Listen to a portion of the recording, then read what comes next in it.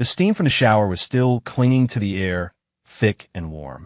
A single drop of water traced a path down her pale neck, disappearing into the white terry cloth of her towel.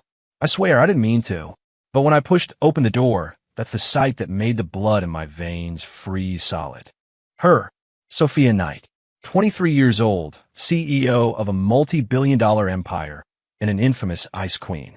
But right now, she just looked like a startled fawn, her wide, innocent eyes locked on me in pure terror. The towel, however, told a different story. It barely contained a bombshell figure that was completely at odds with her cherubic face, its damp fabric clinging to curves that could stop a man's heart. The air went still. The only sound was the frantic drumming of our own heartbeats, each one louder than the last. I knew, right then, that I was in deep trouble, and that our story from this exact moment had just spun completely out of control. Bang! Okay, maybe I pushed the door open a little too hard. My first impression was a wall of white steam. It smelled incredible, like some expensive floral shampoo mixed with humid air, and it rushed straight into my lungs. Then came a short, sharp gasp. A figure materialized out of the mist. My breath hitched in my throat. A woman who had just stepped out of the shower. She was wrapped in nothing but a single white towel, her dark hair sopping wet and dripping onto her shoulders. I watched one droplet trace a path down the elegant column of her neck, glide over a delicate collarbone, and vanish into the deep valley hinted at by the edge of the towel. Her face was flawless, fresh scrubbed like a college student cramming for finals. Her eyes were huge and round, and right now they were wide with a mixture of disbelief and mortified fury. But the body beneath that towel was a whole other narrative. The terry cloth covered the essentials, but in doing so, it only emphasized the shocking fullness of her chest, the impossible narrowness of her waist, and the long, straight line of her legs, which were flushed a tempting pink from the steam. The face of an angel, the body of a... The thought flashed through my mind, and I felt my Adam's apple bob as I swallowed hard. The silence in the room was deafening. I could hear my own heart, a frantic hammering against my ribs. I could see the rapid rise and fall of her chest, though I couldn't tell if it was from anger or fear. Her voice was a trembling whisper, like she'd just been pulled from an icy lake. My brain finally kicked back into gear. I spun around so fast that my back slammed into the doorframe with a painful thud. I'm sorry. I swear I'm not a pervert. The butler told me to come upstairs. I thought this was a guest room. The explanation sounded pathetic and flimsy even to my own ears. Behind me, the silence stretched, heavier than before. I could practically feel the murderous glare she was burning into my back. Get out. Finally, a shriek, strangled with so much rage it sounded like a shard of ice, shattered the awkward, charged atmosphere. I felt a wave of relief wash over me. I practically scrambled out of the room, fumbling to pull the door shut behind me with some pathetic attempt at politeness. Leaning against the cool hallway wall, I let out a long, slow breath. So this was her. This was the sister my best friend, my brother-in-arms, had died to protect. The legendary Sophia Knight, the Ice Queen CEO who'd taken control of a billion-dollar company with an iron fist, a woman who made Wall Street sharks tremble.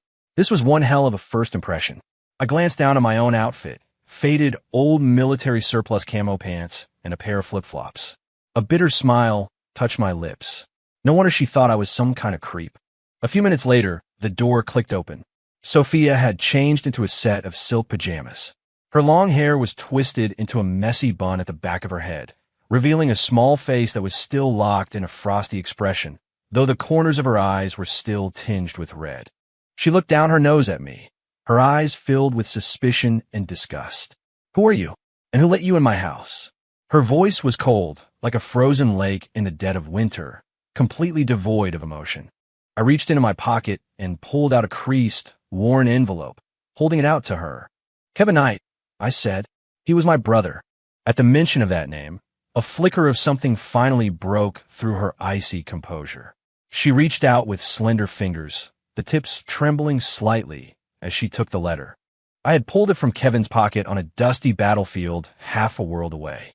He'd been covered in his own blood, and his last words to me were a choked whisper. Ethan, take care of my sister for me. Sophia opened the letter slowly. I could see her eyes turning red, her composure cracking with every word she read. The letter wasn't long.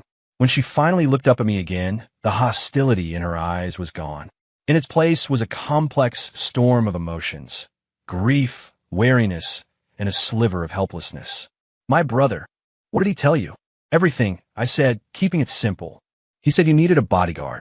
Sophia fell silent, her knuckles turning white as she clutched the letter.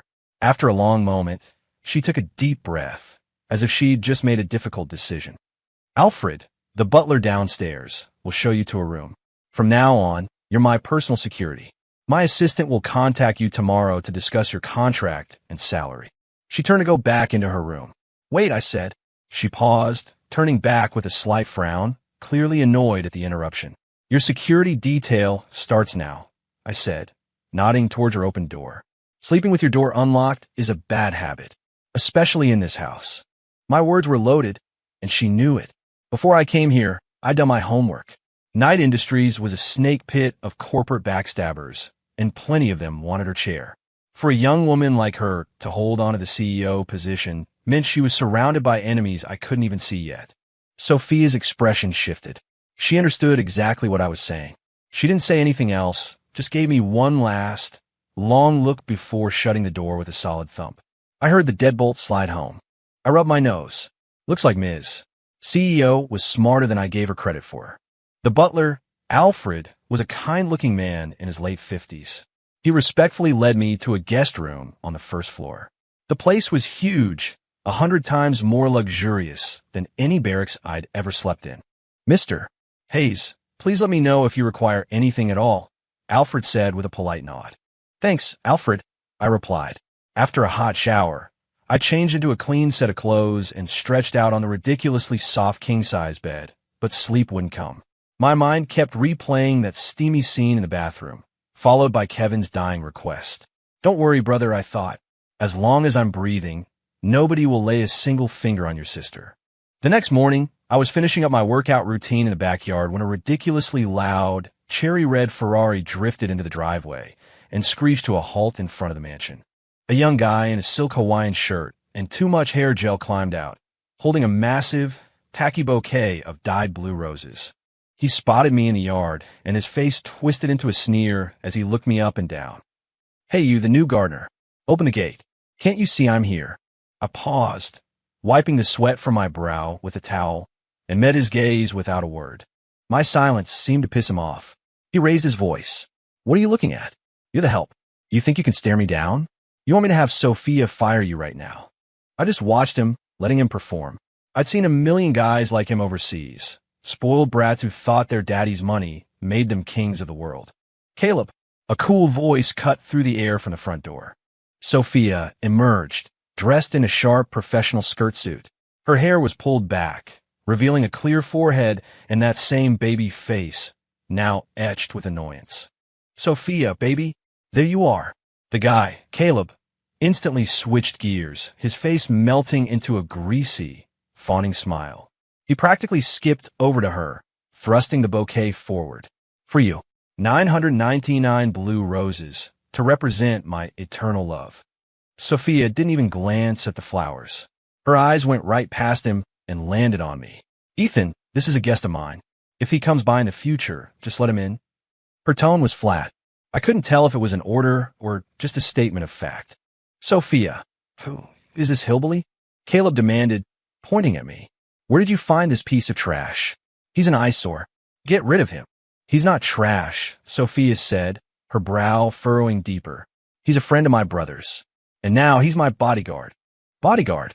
Caleb let out an exaggerated laugh, like it was the funniest joke he'd ever heard. He strutted over to me and poked me in the chest with the bouquet. "Him? He's dressed like a day laborer. Who's he going to protect?" "Sophia, don't let this guy fool you. If you want a security team, I can get you a squad of ex-Special Forces guys. I guarantee they'll be 100 times better than this clown." His voice was dripping with contempt. Sophia's face went cold as ice. "Caleb, he works for me. It's not your place to question my decisions." Caleb choked on his words, his face flushing red. He didn't dare yell at Sophia, so he directed all his frustration at me. He suddenly reached out, trying to grab her wrist. "Sophia, don't be mad. I'm just trying to look out for you." Sophia instinctively pulled back, a flash of disgust on her face. But Caleb's hand kept coming. Just as his grimy fingers were about to touch her skin, another hand shot out of nowhere, clamping down on his wrist like a vice. My hand. Arg! Caleb let out a squeal like a stuck pig, his face contorting in pain. "Let go! You son of a bitch! Let go! It hurts!" I stared at him, my face a mask of indifference, and squeezed harder.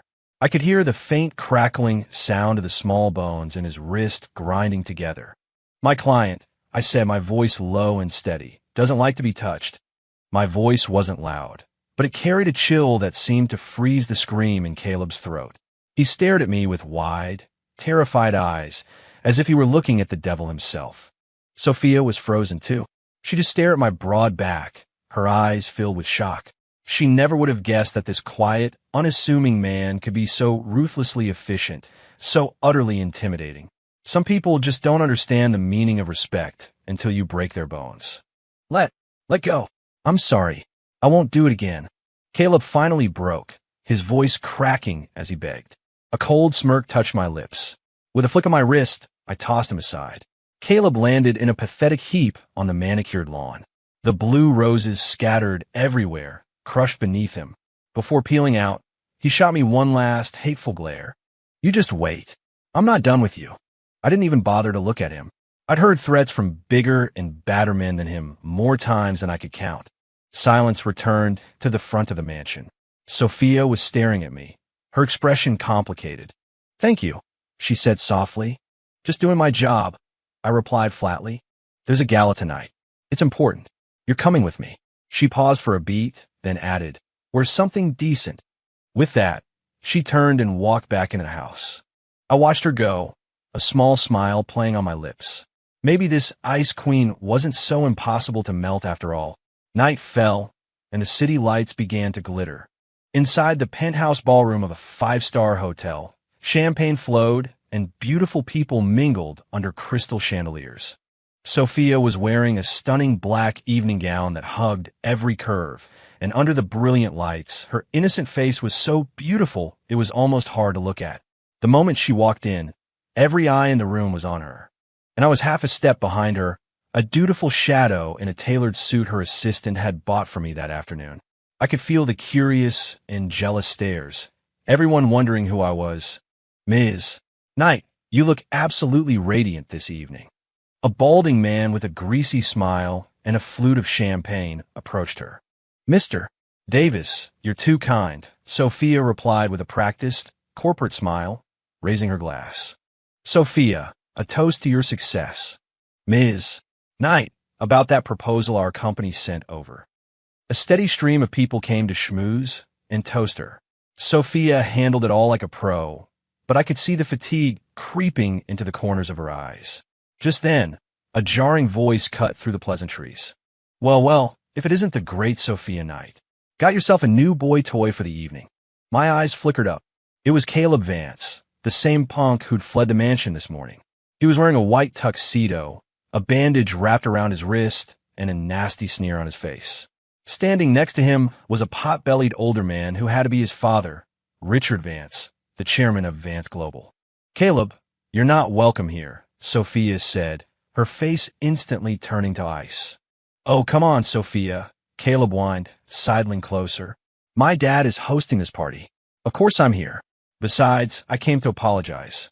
He picked up a glass of whiskey, filled to the brim. "I was out of line today. I'll punish myself." He downed the entire glass in one go, then poured another and held it out to Sophia. "Sophia, you have to drink this one. If you don't, you're disrespecting me. And you're disrespecting my father." His tone was laced with menace. Everyone around us turned to watch the show. Sophia couldn't hold her liquor. I'd learned that from Alfred. One glass of that whiskey, and she'd be on the floor. Her face paled. She knew Caleb was backing her into a corner. Just as she was trying to figure a way out, I stepped forward, positioning myself between her and Caleb. I took the glass from his hand and looked him dead in the eye. "Ms. Knight isn't feeling well," I said calmly. "I'll drink this for her. Who the hell do you think you are?" Caleb scoffed. You think you're worthy of drinking for Sophia? I ignored him and tossed back the whiskey. The fiery liquid burned its way down my throat, but my expression didn't change. One glass isn't much of an apology. I reached over to a nearby table, picked up an unopened bottle of Macallan 18, and popped the cork off with my teeth. Then I put the bottle to my lips and started chugging. The entire ballroom went silent. Every single person was staring at me like I was some kind of circus freak. Sophia's hand flew to her mouth, her beautiful eyes wide with utter disbelief. Caleb's smirk was frozen on his face. He just stood there, dumbfounded as I polished off the entire bottle without stopping. When I was finished, I casually dropped the empty bottle onto the floor, where it shattered with a loud crash. I let out a whiskey-soaked belch right in Caleb's face and gave him a cold, hard smile. Is that enough for you now? Caleb's face cycled through shades of red and white. He pointed a trembling finger at me, sputtering, unable to form a single word. You. Beside him, Richard Vance's face was dark enough to curdle milk. In front of all these people, I hadn't just called their bluff. I'd curb-stomped their family's pride into the expensive carpet. Good. Very good, Richard Vance said, his voice tight with fury. You got guts, kid. Let's see how tough you really are. He gave a subtle nod, and several large men in black suits began to close in around us. The atmosphere in the ballroom crackled with tension. The other guests backed away, not wanting to get caught in the crossfire. Sophia's face went white. She grabbed my arm, her palm ice-cold and slick with sweat.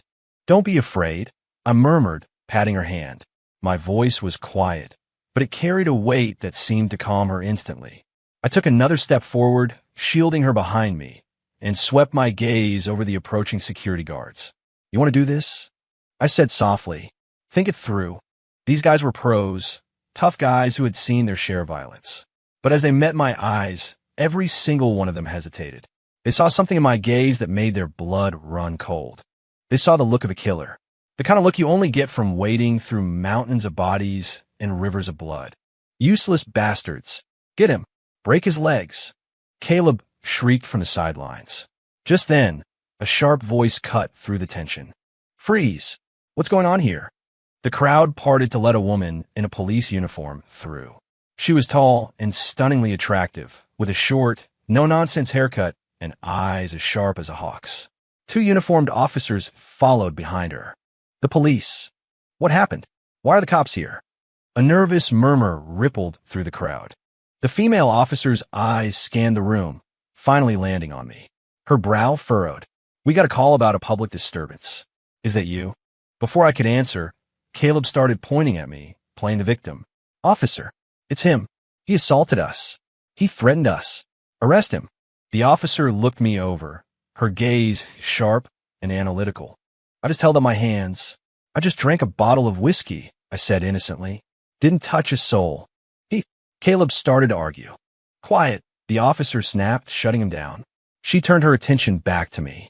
You're coming with me down to the station to give a statement. I shrugged. Whatever. But Sophia panicked. You didn't do anything. They started it. The officer gave Sophia a professional, unblinking look. We'll sort out who started what at the station. Right now, I need you all to cooperate. She moved to put me in cuffs. I frowned and sidestepped her easily. I can walk on my own. With Sophia watching with worried eyes and Caleb smirking in triumph, I followed the fiery detective out of the ballroom. In the parking garage, just as I was about to get into the patrol car, I felt a rush of air behind me. It was Richard Vance's goons. They weren't going to let me go that easily. They were trying to get in a cheap shot while the cops were distracted. A smirk touched my lips. Without even turning around, I threw a vicious back kick. Thwack! The first guy flew backward like a sack of garbage, slamming into the side of a parked car with a sickening crunch. The rest of them froze in their tracks, their eyes wide with shock. Assaulting an officer? You dare resist arrest? The female detective was fast. In a split second, she had her service weapon drawn, the black muzzle aimed squarely at my forehead. I slowly turned to face her, not a trace of fear on my face. Detective, if you look closely, I said calmly, you'll see that was self-defense.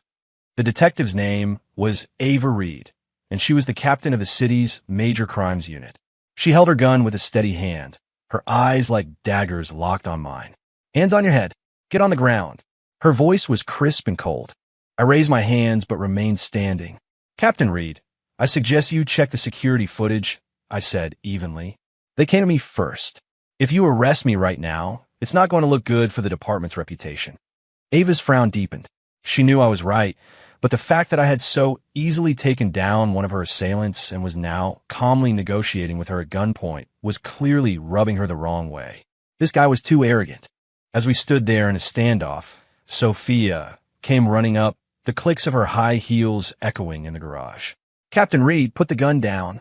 My lawyer is on his way. Her voice was laced with an authority that was impossible to ignore. Ava looked at Sophia, then back at me. Finally, with a frustrated sigh, she slowly lowered her weapon. Fine as night. I'll give you that professional courtesy, she said, holstering her gun. Then she glared at me. But you're still coming to the station for questioning. Half an hour later, I was in an interrogation room at the city precinct. A harsh fluorescent light beat down from overhead. I was leaning back in my chair, perfectly relaxed, while a very frosty-looking Ava Reed sat across from me. Name: Ethan Hayes. Age: 28. Occupation: bodyguard. Ava slammed her notepad down on the table with a loud smack. She leaned forward, her eyes boring into me. Listen to me, Hayes. I suggest you start telling the truth. Who are you, really? A man with your skills is no ordinary bodyguard. And why are you working for Sophia Knight? I let a small smile play on my lips. Captain, is this an interrogation, or are you just trying to fill out a census form? Who I am has nothing to do with this case. You. Ava's chest heaved with frustration. She'd been a cop for years, interrogated hundreds of criminals, and she'd never met anyone so infuriatingly calm. Just then, the door to the interrogation room opened. A middle-aged man in an expensive suit and gold-rimmed glasses walked in, followed by a concerned-looking Sophia. Captain Reed, I'm Arthur Finch. I'm representing Mr. Hayes, the man said, handing her a business card. My client was acting in self-defense, and he has cooperated fully with your investigation. You have no legal grounds to continue detaining him. Ava glanced at the card, and her expression soured even more.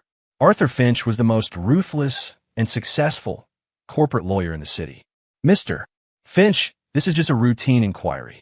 And the inquiry is over, Arthur said, his tone firm. Unless you have concrete evidence that my client has committed a crime, we are leaving. Now, Ava clenched her jaw, but in the end, she had no choice but to wave us away with a look of pure disgust. Outside the station, the cool night air felt good on my skin. Sophia was waiting by her car. The moment she saw me, she rushed over, her eyes filled with genuine concern. Are you okay? I'm fine, I said, shaking my head. Get in. The ride back to the mansion was silent. I could see Sophia wanting to say something, but she kept stopping herself. As we pulled into the driveway, she finally broke. Ethan, who are you? Really? Her voice was quiet, a tentative probe into the mystery I presented. I stared out the window at the passing city lights. I'm someone your brother trusted, I said softly. It wasn't the answer she wanted, but she was smart enough not to push it. Everyone has their secrets. She understood that. But as she glanced at my calm profile, I knew a storm of questions was raging inside her. This man was a complete enigma, an impenetrable fog. But there was something about him, a powerful, reassuring presence that, like a magnet, she found herself inexplicably drawn to. The next day, I was in the garden, trying to save a few orchids that Sophia was systematically killing with kindness, when Alfred came rushing out. Mr. Hayes, trouble. Ms. Zoe is here. Ms. Zoe, as in Zoe Lane, Sophia's one and only best friend, and currently the biggest movie star in the country. Before I could even process that, I was hit by a wave of expensive perfume. A woman in a slinky sundress and oversized sunglasses stormed into the garden like a hurricane. She whipped off the sunglasses, revealing a face so beautiful it was practically a weapon. Sophia, my darling, I heard some little punk was giving you trouble yesterday. Who is it? Tell your big sister, and I'll have him disappeared.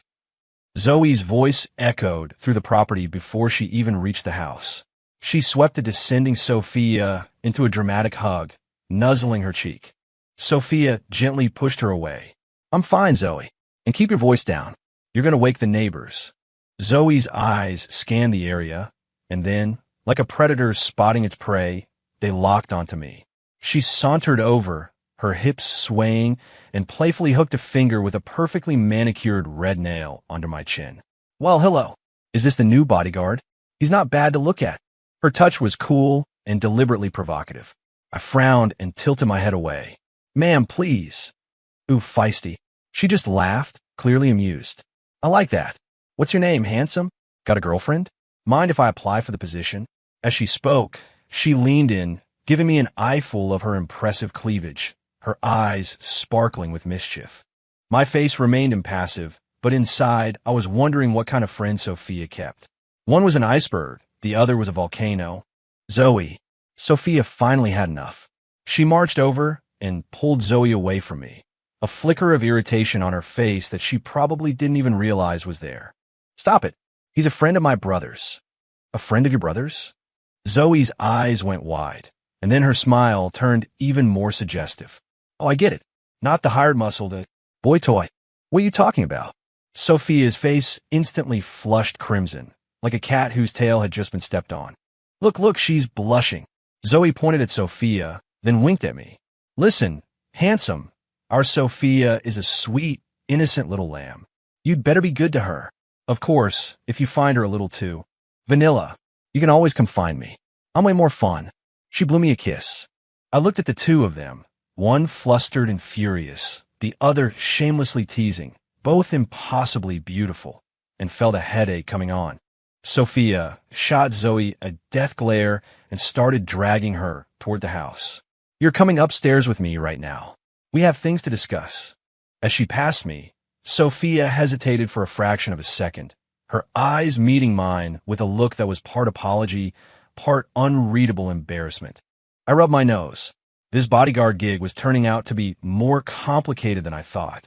It wasn't just about protecting her from corporate sharks. I had to fend off the domestic ones, too. That evening, Sophia was buried in work, dealing with an emergency at the company. She was still in her home office late into the night. I made her a glass of hot milk and knocked on the study door. She was frowning at a spreadsheet full of dense data, so focused she didn't even notice me come in.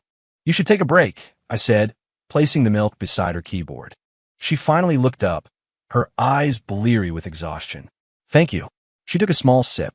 For a moment, the only sound in the room was the soft clicking of the clock. Is the project a big one? I asked. She nodded, rubbing her temples. A major partnership deal. A competitor swooped in and stole it at the last minute. It's caused some cash flow problems. I didn't have to ask which competitor. It had Caleb and Richard Vance's fingerprints all over it. They couldn't humiliate her at the party, so they attacked her business instead. Classy. What can I do? I asked. Sophia looked at me, then gave a tired, bitter smile. This is business, Ethan. There's nothing you can do to help. In her world, I was just muscle. Good in a fight, but useless in a boardroom. I didn't argue. I just stood there quietly behind her chair. After a few more minutes, she leaned back and closed her eyes, completely worn out. I reached out, my hands hovering just inches from her temples. I focused, letting a gentle, steady energy flow from my fingertips. It was a pressure point technique I'd learned in the Rangers, designed to relieve combat fatigue and clear the mind. Sophia's body tensed for a second, but then, as the warmth spread, I saw the tight knot of her brow begin to smooth out. A wave of deep relief washed over her, as if all the stress and exhaustion were being drawn out by my touch. She didn't open her eyes. She just melted into the feeling, greedy for the moment of peace. I could smell the faint, clean scent of her shampoo and feel the comforting warmth radiating from my palms. I don't know how long I stood there, but eventually her breathing deepened. She had fallen asleep, right there in her chair. I looked at her peaceful face. Without the icy mask she wore for the world, she looked younger, more vulnerable, like a child who needed protecting. Moving as quietly as I could, I scooped her up into my arms. She was lighter than I expected, soft and pliant, and she smelled just like she had in the bathroom that first day, that scent of flowers and warm steam. My heart skipped a beat. I carried her to her bedroom and gently laid her down, pulling the covers up over her. I was about to leave when she murmured something in her sleep. Kevin, don't go. I froze. A single tear escaped from the corner of her eye and slid down her temple. I felt a sharp pang in the deepest part of my chest. So, this is what it felt like. This uncontrollable panic that came with caring about someone. I sighed and pulled up the chair from her desk, settling in beside her bed. Don't worry, brother. From now on, I'll be her family. The next morning, Sophia woke up to find herself in her own bed, tucked neatly under the covers.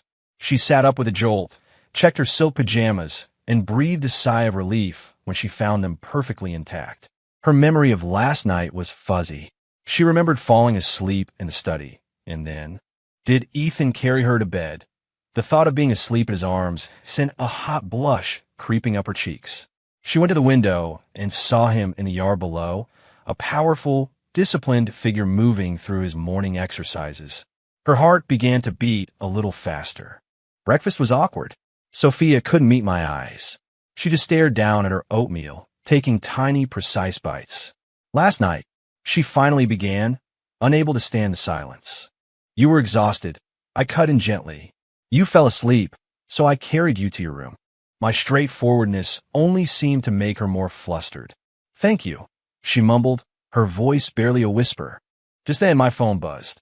It was an unknown number. I answered. Ethan Hayes. The cool, crisp voice of the female detective came through the line. This is Captain Reed. Captain, what can I do for you? Caleb Vance is missing, she said, her tone all business. He was last seen at the gala last night. We have witnesses who saw you get into a conflict with him. Right now, we have reason to believe his disappearance is connected to you. I frowned. Caleb was missing? After I left the station, I came straight back to the mansion. I hadn't gone anywhere. This was obviously a setup. I've been at the estate all night. Ms. Knight can vouch for me. A personal alibi isn't strong enough, Ava said. I need you to come down to the station immediately to cooperate with our investigation. And I do mean immediately. She hung up. Sophia had overheard the conversation, and her face grew dark. It's the Van Cess again, she said, her voice tight with anger. They're trying to frame you. Don't worry, I said, trying to reassure her as I grabbed my jacket. I haven't done anything wrong. I'll be back soon. I'm coming with you, Sophia said, standing up. No. I put a hand on her shoulder, gently pushing her back down. You have a company to run. Trust me, I can handle a little trouble like this. She looked into my eyes, and for some reason, she nodded. I drove to the station alone. On the way, I dialed a number from a burner phone. It's me. Spectre. Boss. It's been too long. The voice on the other end was practically vibrating with excitement. I need you to find someone. Caleb Vance, heir to Vance Global. He's disappeared, and someone's trying to pin it on me. I need to know who's behind it, and I need to know where Caleb is right now. Yes, sir. I'll have an answer for you in 10 minutes, tops. I hung up the phone, a cold smile on my face. You want to play dirty with me? I thought. Let's see who has the guts for it. I was back in the same interrogation room, under the same harsh light. Ava Reed sat across from me, her gaze even sharper than before. Ace, I'm going to ask you one more time. Are you involved in Caleb Vance's disappearance? Captain, I don't like repeating myself, I said, leaning back and closing my eyes. You. She slammed her hand on the table. Don't think you can get away with stonewalling us. The security cameras in the hotel garage were conveniently malfunctioning, but a witness saw you assault Vance's bodyguards. We have reason to believe you held a grudge and retaliated against him. And your evidence? I opened my eyes and met her glare. You have nothing but speculation. Is that how you conduct your investigations? We'll find the evidence, she snarled. Just then my phone vibrated. A message. I glanced at the screen, and the corner of my mouth tilted up in a smile. Captain Reed, I said, looking at her calmly. I think you might want to send a team to the old West Point shipyards. You might find a surprise waiting for you. Ava stared at me, her eyes narrowed with suspicion. What are you talking about? I'm talking about the man you're looking for, I said, standing up. He might just be there. Now, if you'll excuse me, I have a client to get back to. I walked out of the interrogation room without waiting for a reply. 2 uniforms moved to block my path, but I stopped them with a single look. Ava watched me go, her body trembling with rage. But in the end, she grabbed her radio. All units converge on the West Point shipyards. Now, I was back at the mansion in under half an hour. Sophia was pacing in the living room, a nervous wreck. She rushed over the second I walked in. What happened? Are you okay? I'm fine, I smiled, handing her a glass of water. Don't worry, this will all be over soon. And it was less than an hour later, the local news exploded. Heir to Vance Global arrested in connection with international smuggling ring. Caleb Vance apprehended by police during a deal gone wrong at the West Point shipyards. The news footage showed a pathetic-looking Caleb being shoved into a police car, surrounded by crates of contraband. Sophia stared at the TV, speechless. She turned to me, her eyes wide with disbelief. Did you do this? I just shrugged. It was simple, really. Caleb had faked his own kidnapping to frame me. But the criminal contact he'd hired to help him was one of my own men. I just turned his little play against him and handed him to the police on a silver platter. Sophia looked at me with a mixture of awe and something else. Admiration. This man, every time she was pushed to the brink of despair, he found some impossible way to solve everything. He was like a force of nature, sent to protect her. Ping. My phone lit up with a text message. It was from Ava Reed. It was just one sentence. Who the hell are you? I smiled and deleted the message. Who I was didn't matter. What mattered was that from now on, anyone in this city who wanted to hurt Sophia Knight would have to go through me first. Caleb's arrest sent Vance Global's stock into a nosedive. Richard Vance was too busy trying to stop the bleeding to worry about us anymore. Sophia seized the opportunity, securing the partnership deal they had stolen and pulling her company back from the brink. The atmosphere in the mansion became lighter than it had been since I'd arrived. A few days later, Zoe stormed the castle again, this time to celebrate Sophia's glorious victory. Sophia, you brilliant bitch. Come here and let me kiss you. Zoe yelled, tackling her into a hug. Sophia pushed her away. You smell like a perfume factory. Get off me. Zoe's eyes then landed on me, and a wicked grin spread across her face. Effie Pooh, we owe this all to you. Tell me, how can your big sister reward you? My body is yours for the taking, you know? She winked dramatically. I was in the kitchen slicing an apple and nearly took off a finger. Ms. Lane, please be serious. Oh, but I'm always serious, darling, she purred, slinking over to me. She plucked a strawberry from the bowl and held it to my lips. Saya. Before I could react, Sophia shot across the room, snatched the strawberry from Zoe's fingers, and popped it into her own mouth. Don't you dare flirt with my staff, she snapped, her cheeks puffed out like an angry chipmunk hoarding its nuts. The second the words were out of her mouth, she realized what she'd said. Her entire face went scarlet. The air suddenly smelled faintly of jealousy. Zoe stared for 3 full seconds, then erupted into peals of laughter. Oh my God, is our little ice queen jealous? This is the best day of my life. Shut up. Sophia, mortified, lunged at Zoe, trying to cover her mouth. The two gorgeous women dissolved into a playful wrestling match in the middle of the kitchen. I shook my head, but I couldn't stop the smile from spreading across my face. This felt normal. It felt good. That night, Zoe refused to leave and crashed in a guest room. In the dead of night, a faint noise woke me from a light sleep. I was out of bed in an instant, silently opening my door. A shadowy figure was tiptoeing down the hall, heading straight for Sophia's room. My eyes narrowed. I moved like a ghost, following close behind. The figure stopped at Sophia's door and slowly turned the knob. The door creaked open. Damn it. She'd forgotten to lock it again. Just as the intruder was about to slip inside, I shot out a hand and grabbed them by the back of their pajamas. A familiar shriek. It was Zoe. She was wearing a ridiculously flimsy lace nightgown, and I was holding her dangling in the air like a kitten. What do you think you're doing? You nearly gave me a heart attack, she gasped, clutching her chest. It's the middle of the night. What are you up to? I asked in a low voice. I was just going to chat with Sophia, she said, her eyes darting around nervously. Does chatting usually involve sneaking around in the dark? I wasn't buying it. Just then, the light in Sophia's room flicked on. She opened the door, rubbing her eyes, and froze when she saw us. What are you two doing? Seeing Sophia, Zoe immediately found her courage and started pointing at me accusingly. Sophia, You have to control your bodyguard. He was assaulting me. My jaw twitched. I let her go. Zoe stumbled forward and threw herself into Sophia's arms, launching into a tearful, dramatic retelling of her ordeal. Sophia listened to Zoe's wildly exaggerated story, glanced at my deadpan expression, and immediately understood what had happened. She sighed and rubbed her forehead. Zoe, what are you doing? What do you mean? I was testing your security. Zoe declared righteously. I wanted to see if you were locking your door at night. And look, if it weren't for me, some creep could have waltzed right in. She shot me a pointed look. Sophia's cheeks flushed pink again. She glanced at me guiltily and mumbled, I forgot. You forgot? Or did you have someone on your mind and hoped you'd get a late-night visitor? Zoe teased, nudging Sophia with her elbow. If you say one more word, I'm throwing you out. Sophia hissed, now thoroughly embarrassed. I watched them bicker, sighed, and turned to go back to my room. Stop. Sophia's voice cut through the air. I turned back. She was looking at me with a serious expression.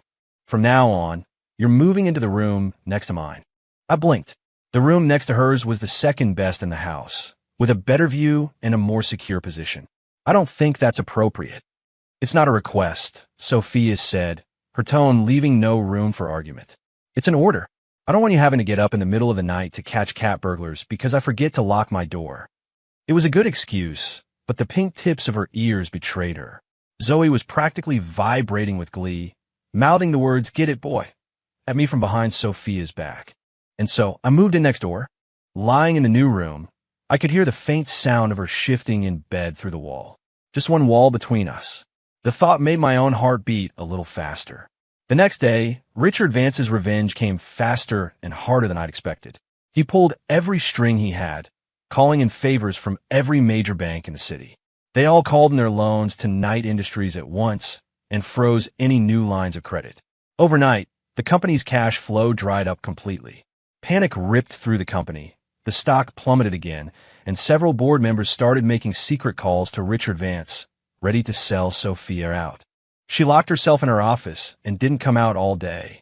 When I finally went in, I found her sitting on the floor, her back against the floor-to-ceiling window, staring out at the city skyline with empty, hopeless eyes.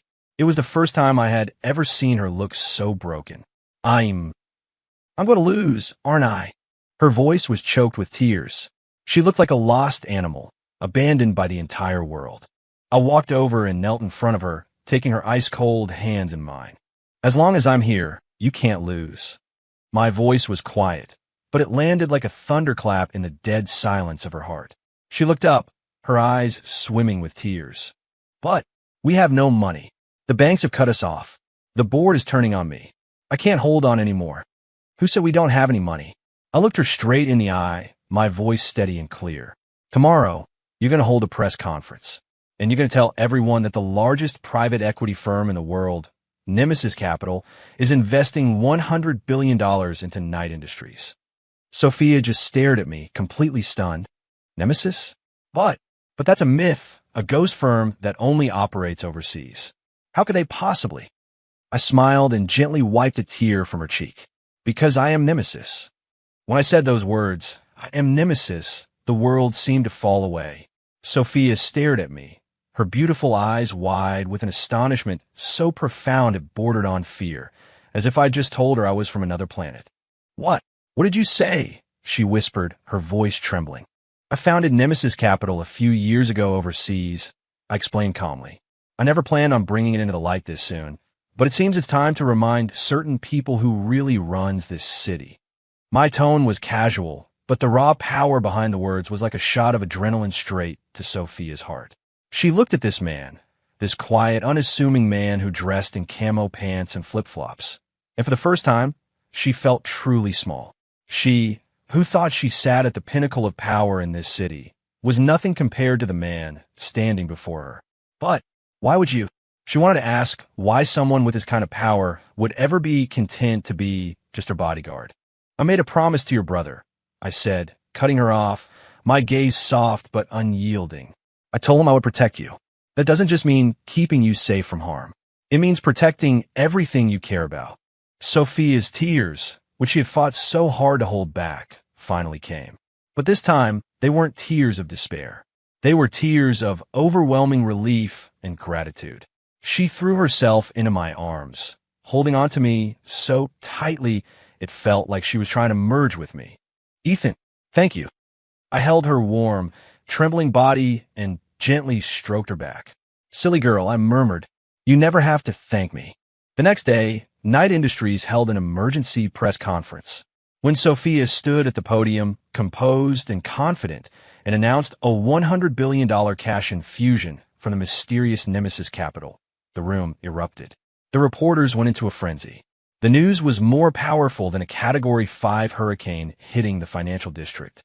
When Richard Vance saw the news in his office, he swept his antique tea set off his desk in a blind rage, smashing it to pieces. "Nemesis? How can it be Nemesis? Why would they help that little bitch?" he roared, his face purple. He couldn't fathom that the very trap he'd set to destroy Sophia had instead lured out a Leviathan he stood no chance against. And at that very moment, the Leviathan himself was sitting comfortably in Sophia's executive office, peeling an apple. "Want to see a good show?" I asked, handing her a slice. She took it, her eyes still filled with a dazed sort of wonder. "What show?" I gave her a mysterious smile and made a call. "It's time." Less than 10 minutes after I hung up, Richard Vance's secretary burst into his office, pale and sweating. "Mr. Vance, it's bad. The IRS, the SEC, the fire marshal. Every regulatory agency in the city is here. They say they're conducting a multi-agency surprise inspection." "What?" Vance shot to his feet. Before he could react, his office door was kicked open. Captain Ava Reed strode in, flanked by a squad of officers, her face like stone. She held up a stack of warrants. "Richard Vance, you're under arrest for multiple counts of bribery, tax evasion, and market manipulation." Richard Vance's legs gave out from under him, and he collapsed into his chair. He knew it was over. The Vance empire was finished. From her window high above the city, Sophia watched the disgrazo being led away in handcuffs. She looked over at me, leaning against her desk as if nothing had happened, and her heart swelled with 1,000 different emotions. One man, one day, one phone call. He had brought the untouchable Vance dynasty to its knees. My phone buzzed. It was Ava. "We got him. I owe you one," the text read, "but I still have to ask. Who the hell are you?" I smiled, deleted the message, and wrapped an arm around Sophia's waist, pulling her close. "Come on," I said softly. "The show's over. Let's go home." Sophia leaned against me, feeling the warmth and strength flowing from my body, and for the first time in a long time, her heart was completely at peace. Home. The word had never sounded so warm.